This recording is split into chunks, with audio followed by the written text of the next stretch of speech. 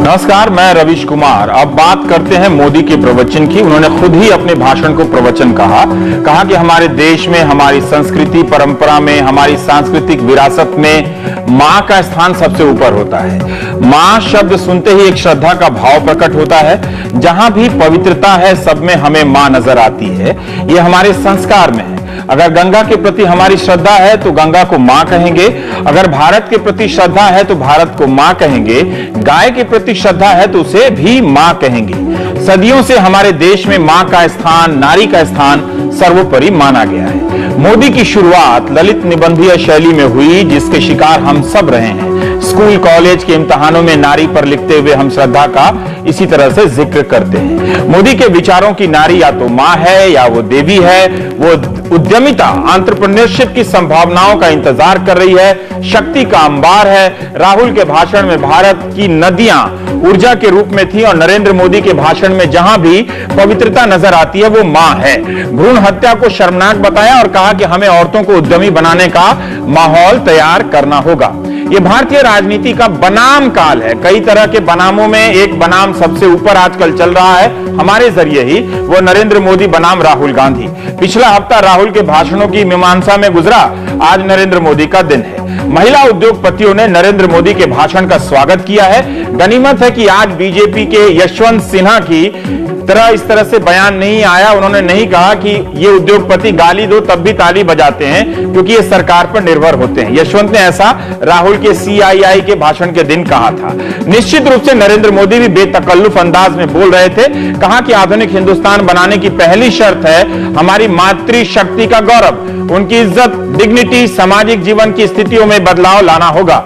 हम जिन बुराइयों में फंसे पड़े हैं उसकी बड़ी कठोरता के साथ मुक्ति के लिए हम सबको प्रयास करना पड़ेगा। बेटी बेटे के भेदभाव का समय पूरा हो चुका है। मोदी ने यह भी बताया कि इस दिशा में उन्होंने क्या क्या कदम उठाए हैं। उन्होंने कहा कि गुजरात सरकार की तरफ से स्थायी संपत्ति औरतों के नाम पर ही दी जाती है।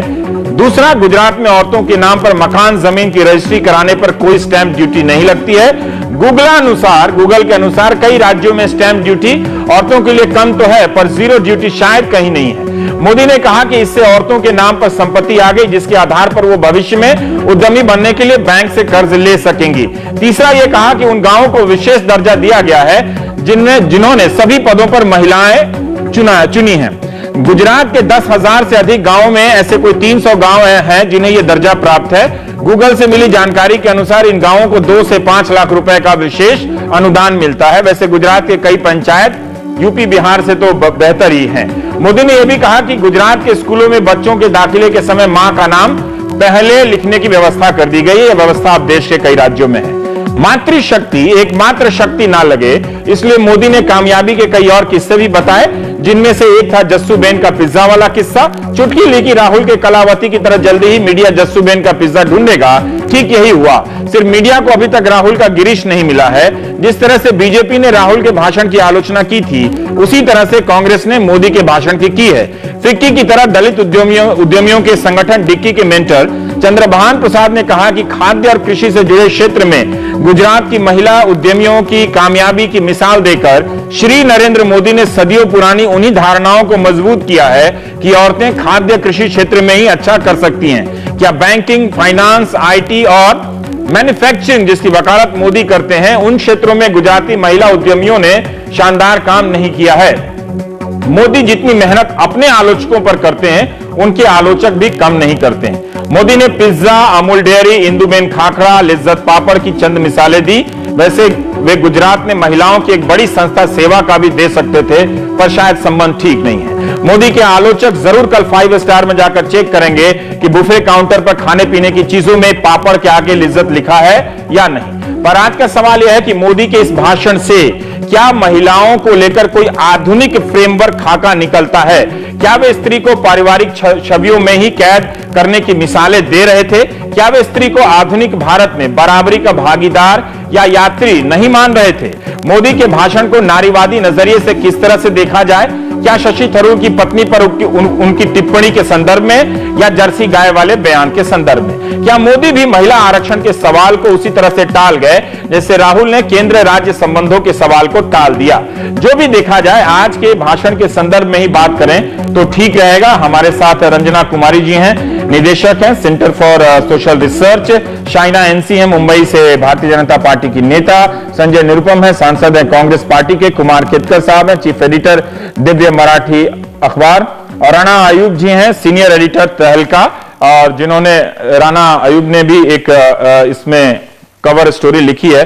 शाइना, पहला सवाल आपसे ही कि आज नरेंद्र मोदी के भाषण से आधुनिक महिलाओं के प्रति कोई आधुनिक फ्रेमवर्क क्या निकलता है, या फिर जो भी मातृशक्ति, मां, बहन या उनकी संवेदनशीलता जो स्त्रियोचित गुण है, जिसकी अगर हम नारीवादियों के सभा में अगर इसका ही जिक्र करें और इसके सहारे ही आपकी क्षमताओं का बखान करें तो काफी पिटाई पड़ेगी, लेकिन फिर भी क्या कोई आधुनिक फ्रेमवर्क निकलता है, या उन्होंने एक घरेलू मां बहन से ज्यादा औरतों की क्षमताओं को और उनको जो समझा भी उससे ज्यादा नहीं समझा?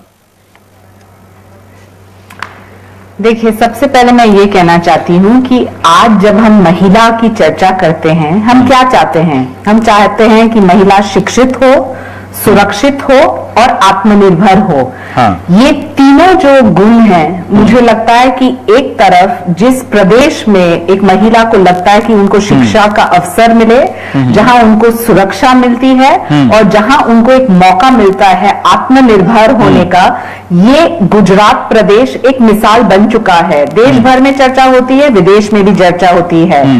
आप देखिए कि उनका जब मोदी जी ने आज भाषण दिया तब ऑर्गेनाइजेशन फिक्की फ्लो या जो फिक्की ऑर्गेनाइजेशन है वहां ज्यादातर एंटरप्रेन्योर्स हैं। उन्होंने काफी उदाहरण उनके सामने पेश की। पहले अमूल का कोऑपरेटिव मॉडल हो तो वो महिलाएं चलाती है।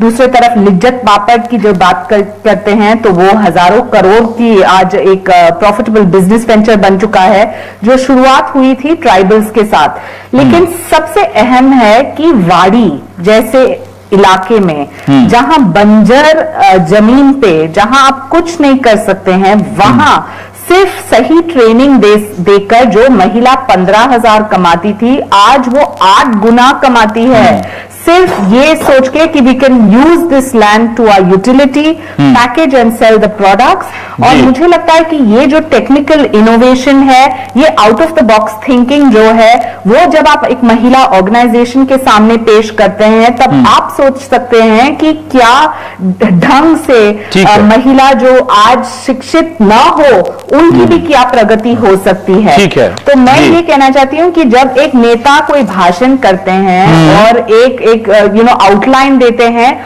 और जो सही प्रोजेक्ट्स देते हैं, फिर ट्राइबल्स के बारे में उन्होंने बात की, फिर फिशर विमेन के लिए किस ढंग से सीवीड ग्रोइंग करते हैं, out of the box thoughts जो आप पेश करते हैं, तो वो मॉडल जो बन सकता है वो देश भर में बन सकती है।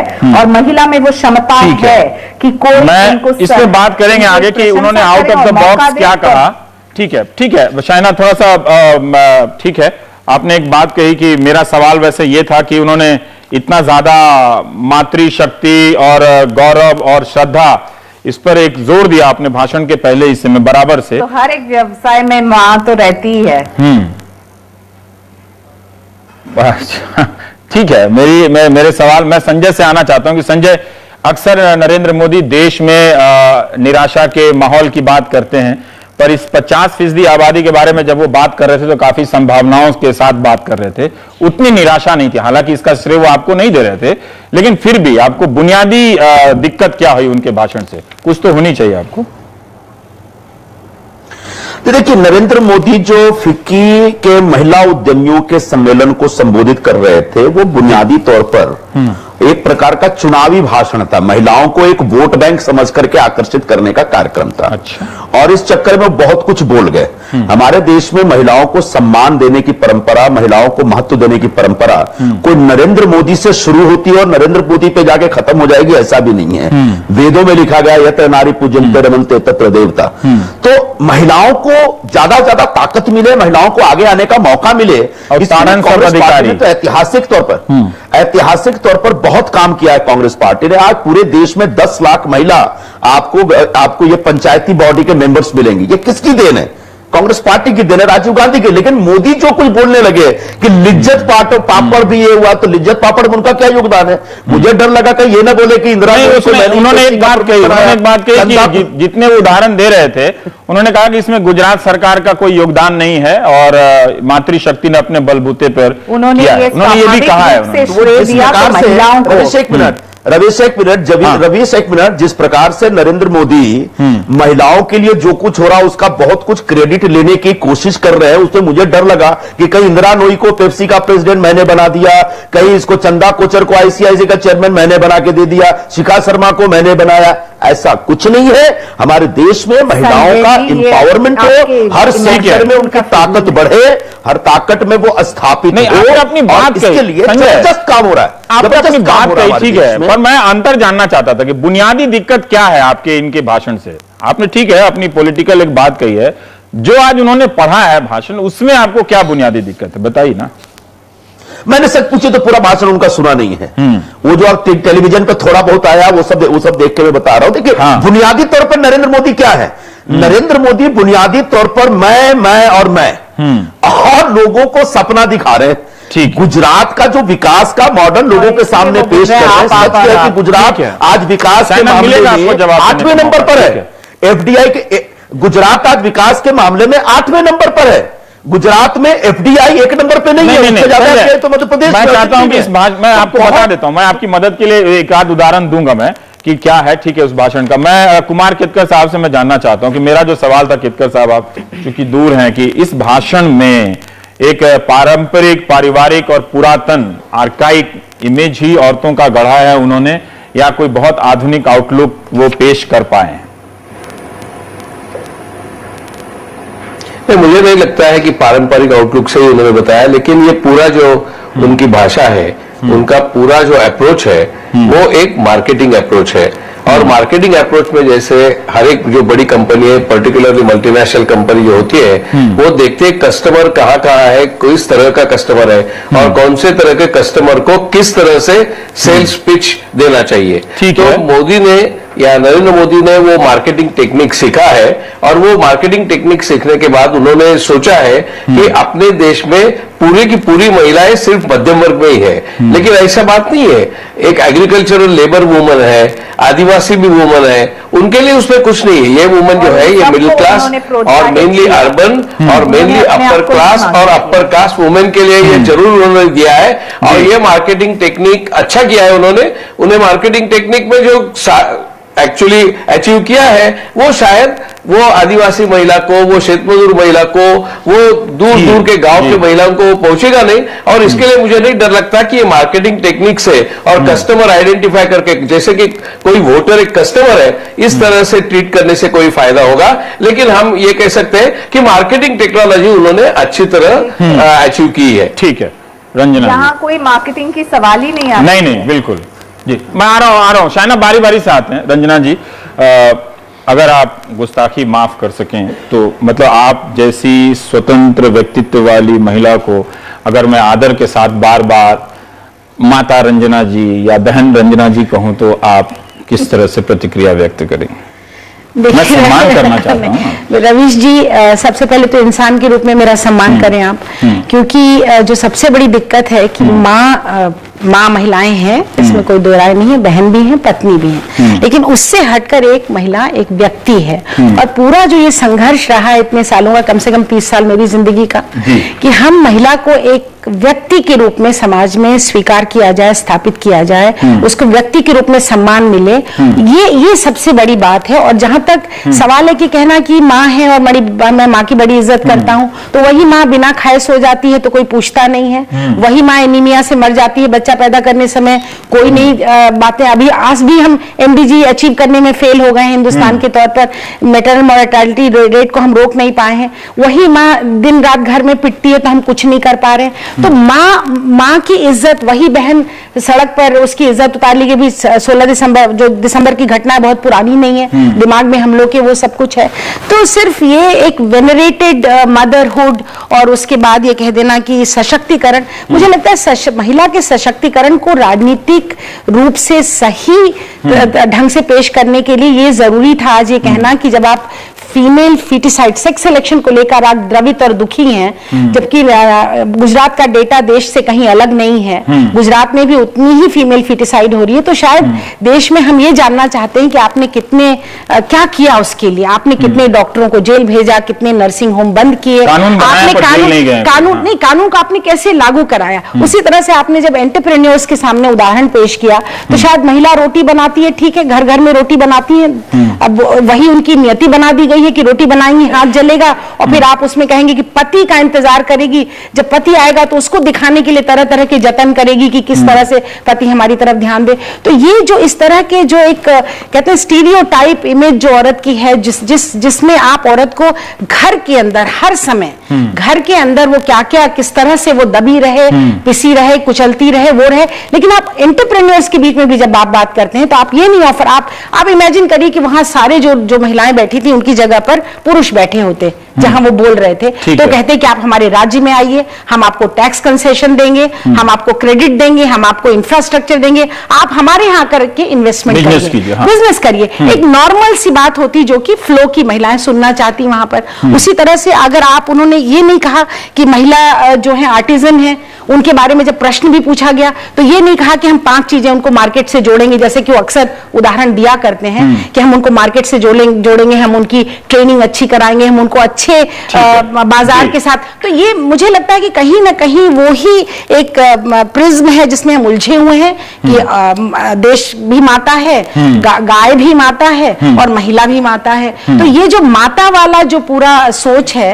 इसमें कहीं ना कहीं हमको उलझा करके और बार बार ये कहना कि हम आपकी इज्जत करते हैं। इसमें नंबर मिलते हैं, स्कूल में ऐसा लिखते हैं नारी तुम श्रद्धा, और लिखने से बड़े नंबर मिलते हैं। लेकिन आप श्रद्धा, राजनीति में भी मिल जाते हैं, पर आप श्रद्धा दे नहीं रहे हैं। वास्तविकता आप गुजरात के आंकड़े अगर देश से अलग होते, क्योंकि तीसरी बार जीत के आए हैं मोदी जी, तो शायद हम कह सकते हैं। उन्होंने कुछ चीजें बताई कि प्रॉपर्टी में अगर आप रजिस्ट्रेशन कराएं तो जीरो, ठीक बात है, लेकिन फिर उन्होंने कहा कि डिसीजन मेकिंग में हिस्सा लेना चाहिए। उन्होंने कहा डिसीजन मेकिंग। लेकिन आप ये बताइए कि गुजरात की असेंबली में कुल 16 महिलाएं हैं, 182 पुरुष हैं, तो कहाँ जब कथनी और करनी जो महिला मंत्री भी, हाँ, कहीं आपने कथनी और करनी में फर्क तो नहीं दिखाया है वहां पर। थोड़ा अब आते हैं बारी बारी से। राणा अयूब जी हैं, सीनियर एडिटर हैं तहलका के, आपका स्वागत है राणा। हम आपसे ये जानना चाहते हैं कि आज के पूरे भाषण में आप की कोई इमेज, सेल्फ इमेज उसमें नजर आई कि नहीं आई, एक स्वतंत्र महिला और जर्नलिस्ट के नाते भी, और एंटरप्रेन्योर तो आप हैं ही अगर आप घर से निकलकर नौकरी कर रही हैं तो। मेरा एक सवाल और भी इसी के साथ कि उन्होंने जब अपने भाषण की शुरुआत की तो ट्विटर और फेसबुक पर महिलाओं का बहुत शुक्रिया अदा किया, तो ऐसा लग रहा था कि इस जैसे वो बोलना शुरू करें और सक्रियता वहां पर बढ़ जाए ट्विटर और फेसबुक पर, तो उस लिहाज से उन्होंने काफी महत्व दिया शुरुआत में ही। राणा जी रविश, जहां तक नरेंद्र मोदी जी की बात की जाए, सद्भावना यात्रा से लेकर आज तक ट्विटर और फेसबुक ने उनका काफी साथ दिया। अगर कही जाए तो नरेंद्र मोदी जी ने एक पूरी बैटल जो है ट्विटर और फेसबुक पर लड़ी है। ट्विटर और फेसबुक ही अगर की बात ना करें तो उन्होंने काफी एक एफिलिएट ऑर्गेनाइजेशन से हिंदुस्तान में जो राइट विंग एफिलिएट्स हैं उनकी भी काफी तौर पर उन्होंने मदद ली है। एक्सपैट्स हैं जो अब्रॉड रहते हैं, अमेरिका में रहते हैं, यूके में रहते हैं, उनकी काफी मदद ली है एक तरीके से एक छवि बनाने के लिए। मैं काफी देर से कुमार केतकर को सुन रही थी और अंजना को सुन रही थी, इत्तेफाक रखती हूँ जो कुछ वो कह रहे थे उनकी बात से।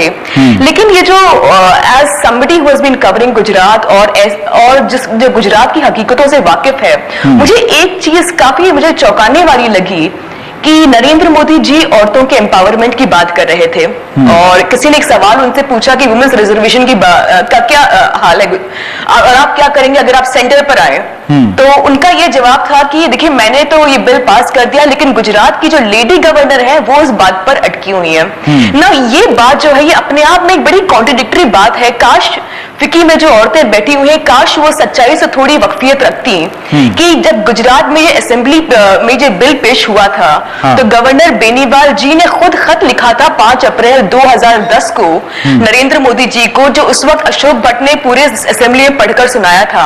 और इस खत को अगर मैं 2 लाइन उस खत की मैं पढ़कर सुनाऊं तो ये जी, उस खत में उन्होंने ये लिखा था कि the bill is laudable and appreciative and I would want you to pass the bill ASAP as soon as possible, but I would want you to not club the bill with the compulsory voting bill because the Constitution of India does not agree with compulsory voting as it goes against the Constitution of India.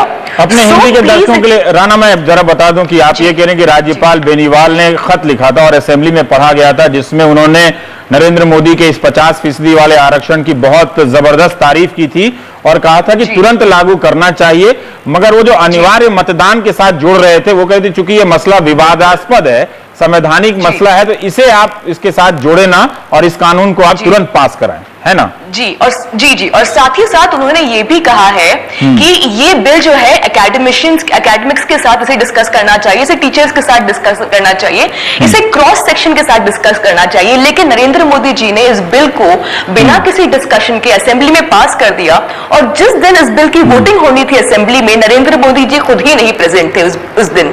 तो जब नरेंद्र मोदी जी इस बारे में बात करते हैं कि हम औरतों के रिजर्वेशन चाहते हैं, हम चाहते हैं कि औरतें आगे आए, गवर्नर इस बात पर बैठी हुई है और गवर्नर खुद औरत होते हुए ये बात इसे एक्सेप्ट नहीं कर रही है, ना कहीं अगर नरेंद्र मोदी जी बोलते तो बड़े अच्छा है, रेटरिक उनकी बड़ी अच्छी है, उनकी शैली बड़ी अच्छी, काश थोड़ा बहुत फैक्ट्स भी वो अपनी स्पीच में इंक्लूड करें और शायद तब भी शायद थोड़ी इनकी स्पीच इंप्रेसिव हो जाए। एक और चीज मैं इसमें इंक्लूड करना चाहूंगी, आपने कहा कि फिकी की ऑडियंस में कई सारे ऐसे लोग थे जो लोअर मिडिल क्लास नहीं थे, अपर मिडिल क्लास लोग थे फिकी में।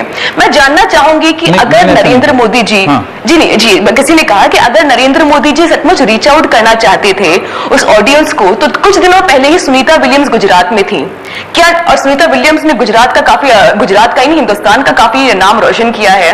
नरेंद्र मोदी जी का यह फर्ज बनता था कहीं ना कहीं, अगर खुद ना सही तो गुजरात सरकार का कोई भी रिप्रेजेंटेटिव जाकर सुनीता विलियम्स को रिसीव करता या उनसे मिलने जाता या एक लेटर ऑफ अप्रिसिएशन लिखता। तो क्या सुनीता विलियम्स इस सक्सेस फॉर्मूला का हिस्सा नहीं है? क्या वो इंसान जो एक नेशनल लेवल पर चला जाता है? सुनीता विलियम्स ही नहीं, सेवा भी, ठीक है, सेवा भी क्या ये शाइना, बात महिला आरक्षण की हो गई तो उस पर मैं आना चाहता हूँ, ये आपके लिए आसान भी रहेगा।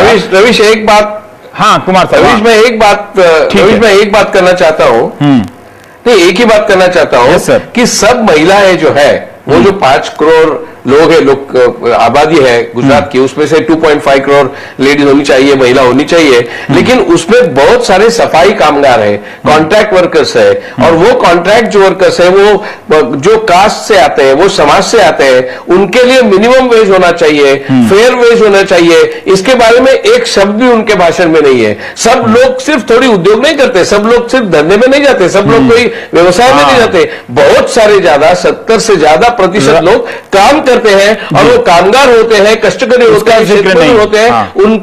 उनको जो तनख्वाह मिलती है वो मिनिमम वेज के अनुसार मिलनी चाहिए, फेयर वेज के अनुसार मिलनी चाहिए। इसके बारे में उन्होंने कुछ भी जिक्र नहीं किया है। और वो जो 70% महिला है जो इस तरह की काम करती है, डोमेस्टिक सर्वेंट से लेकर खेतों में जाकर, कारखानों में जाकर, उनके लिए उनके दिल में कुछ नहीं है इसके लिए कि क्योंकि उनको लगता है कि सब women will enter the business and trade. जी शाइना, मैं आपसे जानना चाह रहा हूं कि जब महिला आरक्षण का सवाल उनसे पूछा गया, ठीक है, तो उन्होंने एक गवर्नर की बात तो कही कि मेरा दुर्भाग्य है कि महिला गवर्नर होने के बावजूद अटका पड़ा है, ठीक है, और फिर वो आगे कहते हैं कि मैंने कहा भागीदारी बने, 2 तरीके से काम करना पड़ेगा, एक कानूनी व्यवस्था हो जिसको पूरी ताकत से लागू करना चाहिए, और दूसरा माहौल ऐसा बनाएं कि अपने बलबूते पर भी जीतकर अपनी संख्या बढ़ाएं। टिकट देने में तो आपकी पार्टी की भी वही हालत है, संजय जी की भी पार्टी की भी वही हालत है, तो इसमें एक अखिल भारतीय है स्थिति है, तो इसमें ज्यादा आप पर्सनली भी ना लें।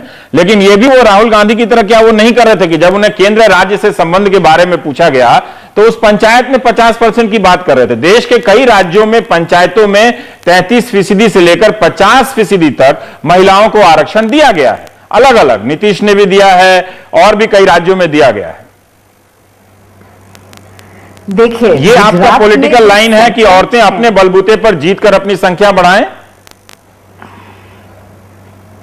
मैं आपको मेरी व्यक्तिगत राय बता देती हूँ, लेकिन पहले मैं थोड़े उनके दूसरे पॉइंट्स भी हाईलाइट करना चाहती हूँ। जरूर। जब बातचीत हो रही है कि महिला किस ढंग से पार्टिसिपेट करे पॉलिटिकल प्रोसेस में, आज 300 विलेजेस गुजरात में जहां बहुत ही सक्षम सरपंच है, और आप मीडिया में है रवीश जी, आपको पता है कि यंगस्टर्स यानी 17 साल से 25 साल तक महिला बहुत ही सक्रिय रूप से पंचायत में पार्टिसिपेट कर रही है। वो अन्य राज्यों में भी है, वो भी महिला, वो अन्य राज्यों में भी है। देखिए, हाँ। लेकिन जो देखिए, सुन लीजिए, मैं जो बोलना चाह रही हूं कि उन्होंने जिस ढंग से कहा कि एक मॉडल जहां कोई भी विलेज में कोई कहीं भी हम देखें कि कहीं ढंग का पॉवर्टी ना हो, ये एक मॉडल विलेज बना के पूरे प्रदेश में बना। मुझे लगता है, देखिए, जहां तक महिला आरक्षण की बात होती है, जहां तक आरक्षण की बात है, पहले तो मैं आपसे क्लैरिफाई करना चाहती हूं कि ऑर्गेनाइजेशनल स्तर में 33% आरक्षण तो ऑलरेडी है, लेकिन जिस ढंग से उन्होंने कहा कि ये बिल जब उन्होंने क्लब किया और दोनों बिल्स जो है साथ में गए थे गवर्नर के पास, गवर्नर की टिप्पणी आए।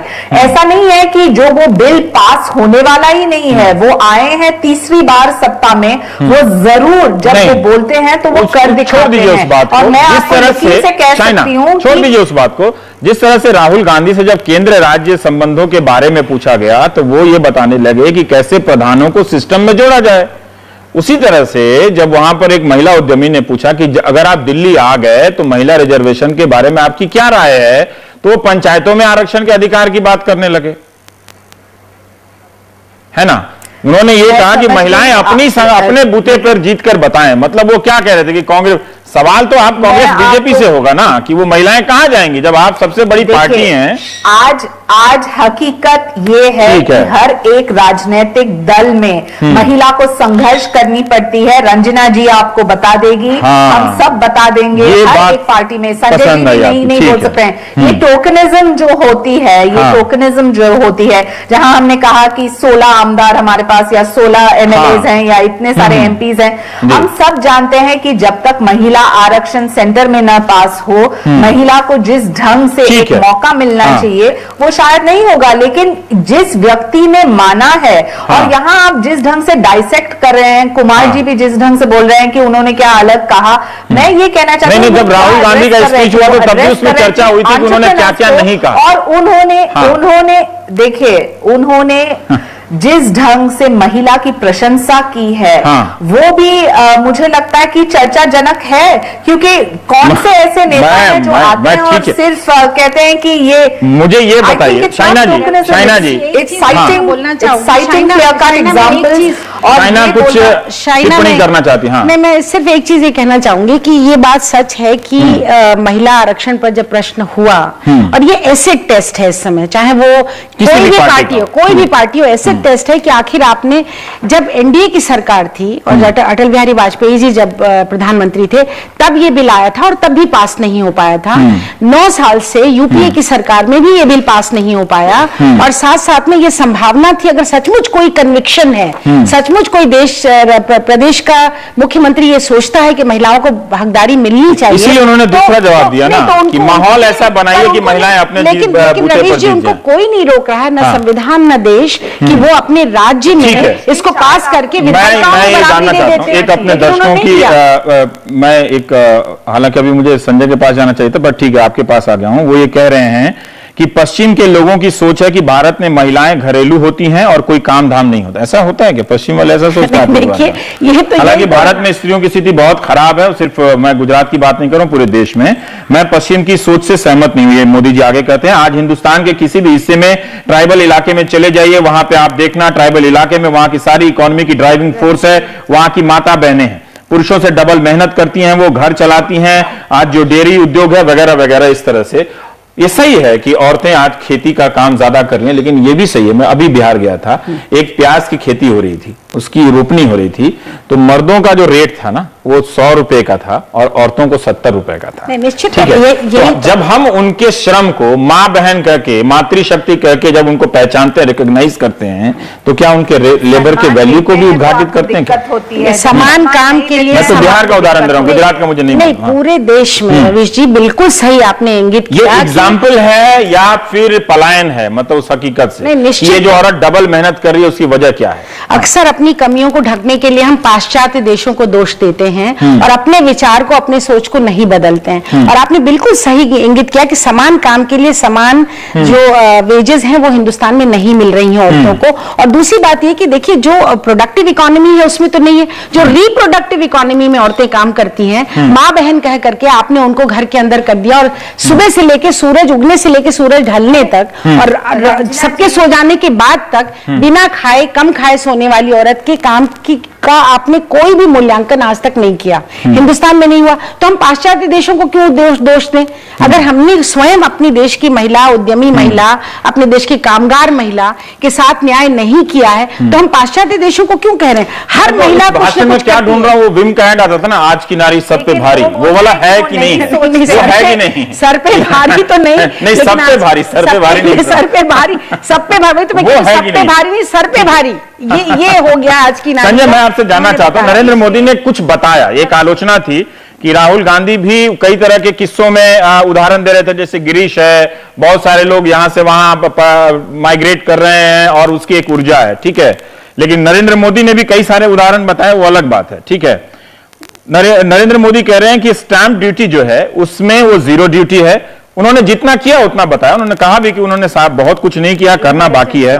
वो ये कह रहे हैं कि जो संपत्ति सरकार की तरफ से दी जाती है अनुदान में या आपदा राहत कोष कार्यों में, वो महिलाओं के नाम से दी जाने लगी, चाहे जमीन के पट्टे हो या फिर मकान हो, घर हो।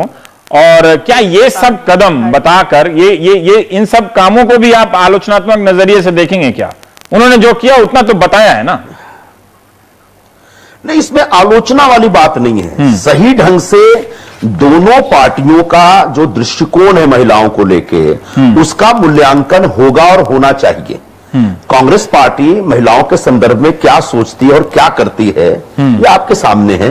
और भारतीय जनता पार्टी ने क्या सोचा और क्या कर रही है, ये भी आपके सामने। एक उदाहरण के तौर पे देता हूं, हमारी तो पार्टी की अध्यक्ष महिला है।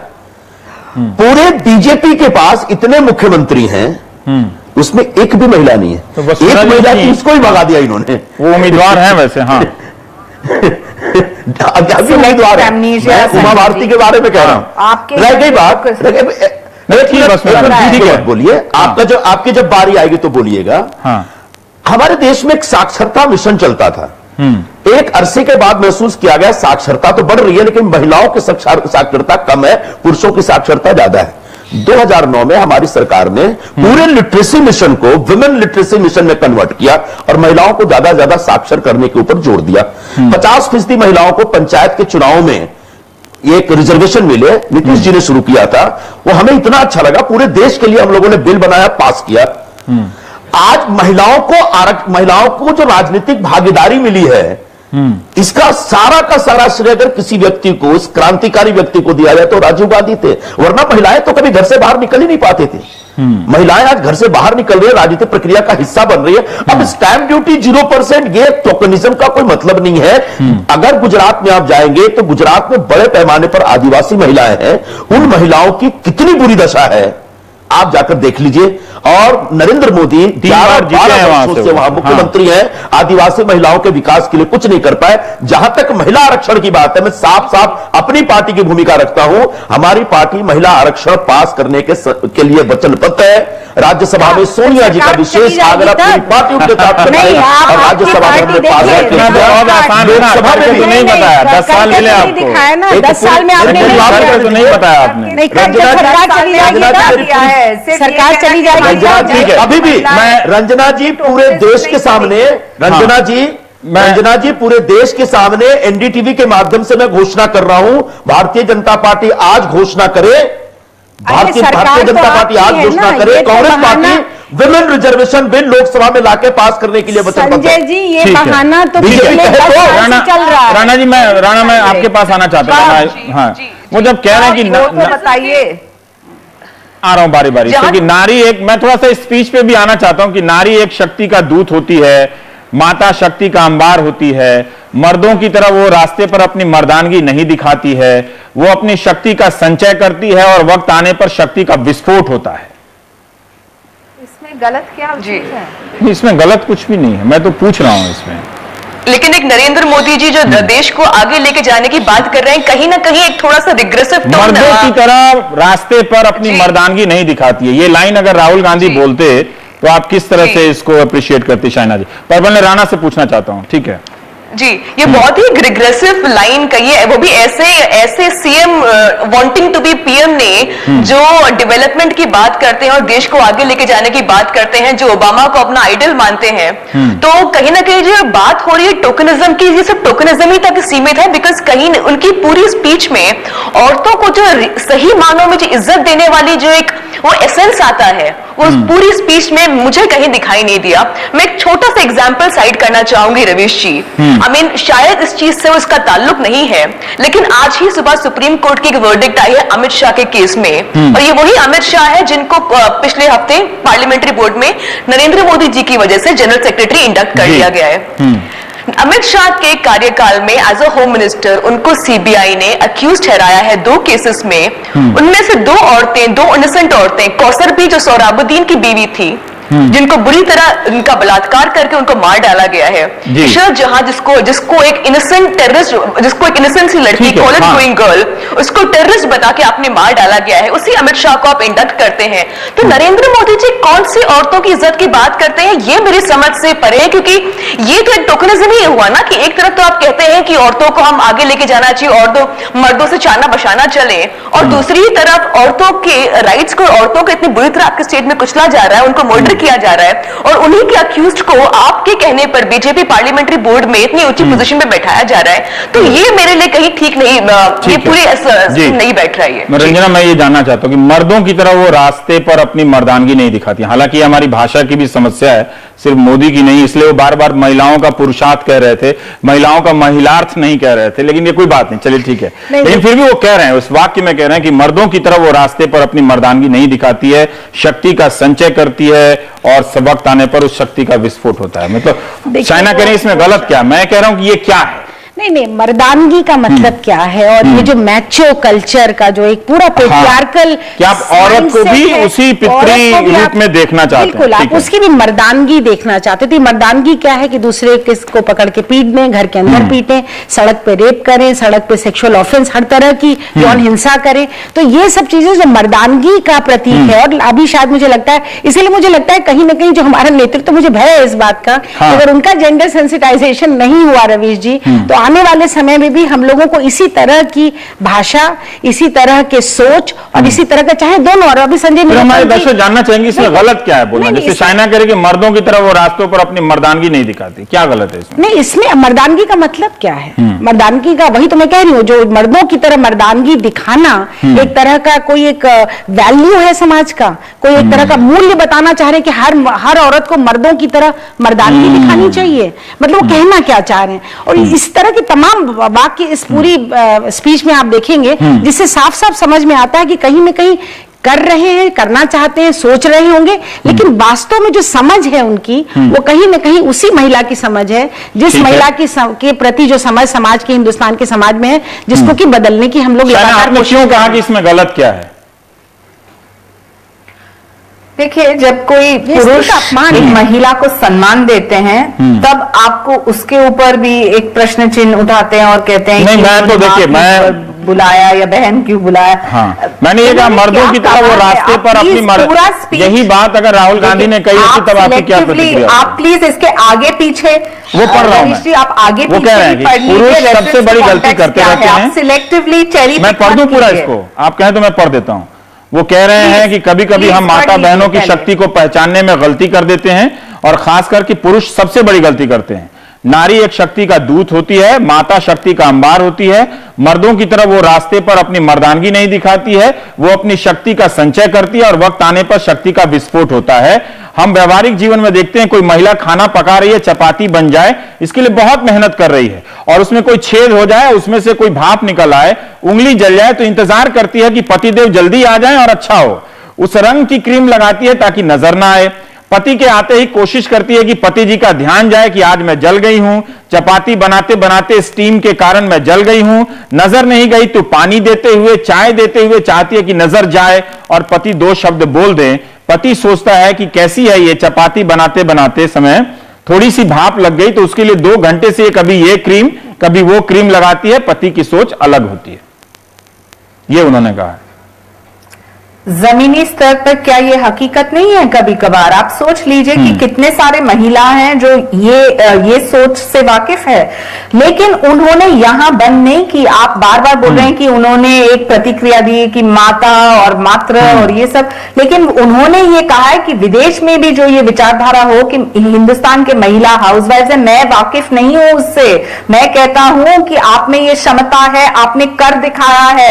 और उन्होंने इतने सारे उदाहरण दिए हैं, ट्राइबल विलेजेस, आदिवासी की बात कीजिए तो पापक का उदाहरण, आदिल का उदाहरण, इतने सारे सक्रिय रूप से, बल्कि उन्होंने मैं अपने बारे में नहीं बात की, उन्होंने सिर्फ बात की कि जो महिला है उन्होंने क्या अच्छा काम किया है, लेकिन जिस ढंग से हम सबको जुट के ज्यादा काम करनी चाहिए, उनको लेजिस्लेशन में आके ज्यादा, उनको सक्रिय रूप से राजनीति में काम करनी चाहिए, या क्या ये सब सोच अच्छी नहीं है? और एक चीज आप रवीश जी सिलेक्टिवली पिकिंग चूजिंग में आप भूल गए हैं, जहां उन्होंने कहा, जब किसी ने पूछा कि आप में गलती क्या है, और उन्होंने कहा कि हर व्यक्ति में गलती है, और जो आपको लगे तो मुझे बताइए, क्योंकि मैं सुधरना चाहता हूं। कौन से ऐसे नेता में ये ह्यूमिलिटी है? आज जब हम घमंड की राजनीति देखते हैं, जहां एक ढंग से ये टोकनिज्म की हम करना चाहते हैं आपके लिए, और दूसरे प्रदेश में आप देखते हैं कि किसी ने जो करके दिखाया है वो तो प्रशंसा कीजिए। यहाँ तो आप सिर्फ क्रिटिकल डिबेट में हैं कि उन्होंने गलत क्या कहा। आप प्रशंसा कर ही रही हैं जी संजय, विचारधारा में क्या गलत है? मैं तो सवाल से पूछ रहा हूं कि इनको कितने नजरिए से। हाँ संजय, मैं कुमार साहब के पास जाना। रवीश, मैंने तो नरेंद्र मोदी जी का वो बयान नहीं सुना था, लेकिन इन्होंने बताया कि उन्होंने कहा कि अगर मेरे में कुछ गलती है तो मैं सुधरना चाहता हूं, बताइए। सुधरने का मौका मिला था। सद्भावना जो भी यात्रा, या सद्भावना क्या था उनका, सद्भावना एक कार्यक्रम था, हाँ, जिसके तहत सद्भावना मिशन के तहत एक मुस्लिम समाज का एक व्यक्ति गया और उन्होंने टोपी पहनाई थी। किसी की टोपी पहन लेने से उनका मान सम्मान घट नहीं जाता। जो एक बड़ा वर्ग गुजरात का आज भी आहत महसूस कर रहा है, उसको कहीं ना कहीं राहत मिलती। पूरे बीजेपी ने इतने कैंडिडेट उतारे, एक भी मुस्लिम कैंडिडेट उनका नहीं था। और कहते हैं आज बात महिलाओं की हो रही है, तो ये भी देखना पड़ेगा कि बीजेपी तो मुसलमान वोट कर रहे हैं तो सिर्फ बीजेपी को, कांग्रेस को नहीं।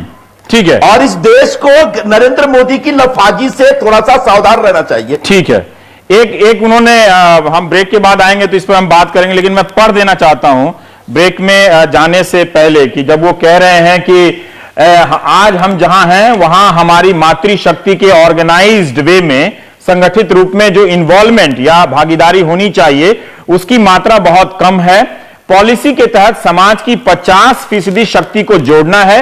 ये अगर निर्णय करके हम अगर करेंगे तो आज भारत ग्रोथ के कारण जो अटका हुआ है वो आगे खींच ले जाने का काम अकेली हमारी ये 50% माताओं की, बहनों की शक्ति कर सकती है। हमें उन्हें विकास यात्रा में हिस्सेदार बनाना होगा। इसी तरह की बात है, क्या ये मॉडल है, क्या ये उन्होंने out of the box idea दिया है?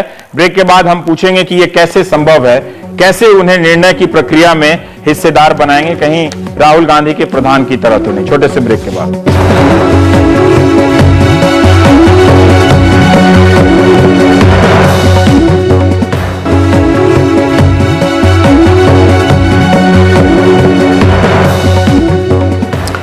चलिए पारंपरिक रूप से अब आधुनिक रूप पर कुमार साहब रूप पर आते हैं। उन्होंने ब्रेक में जाने से पहले मैं पढ़ रहा था कि किस तरह से 50% जो मातृशक्ति है उसको अगर जोड़ दिया जाए तो ये जीडीपी हमारी बढ़ सकती है।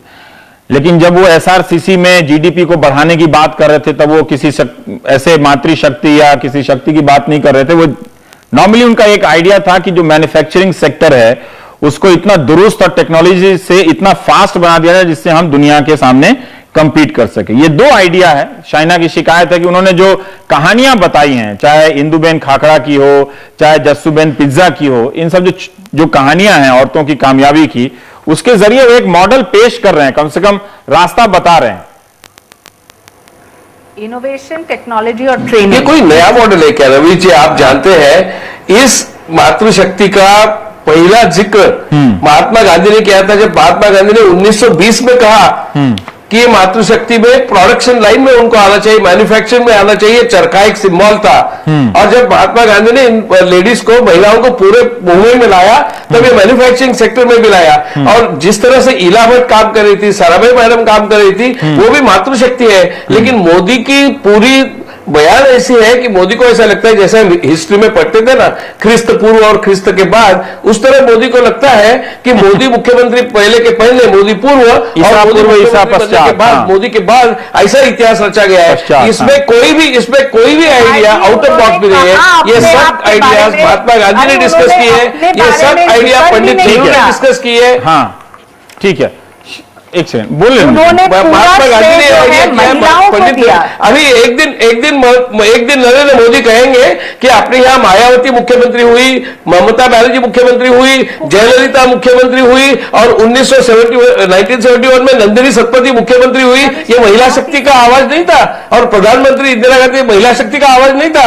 महिला शक्ति का आवाज, मातृशक्ति का आवाज, मैट्रियार्कल सिस्टम का आवाज और महिलाओं को ताकत देना चाहिए आवाज अपने फ्रीडम मूवमेंट से आया है। देश की हर लड़की जानती है कि किरण बेदी के पुलिस ऑफिसर बन जाने से पहली महिला या इंदिरा गांधी के औरतों की जो सामान्य स्थिति है वो कितनी खराब है, उसका जिक्र हालत आपने रायसीना हिल्स पर देखा था।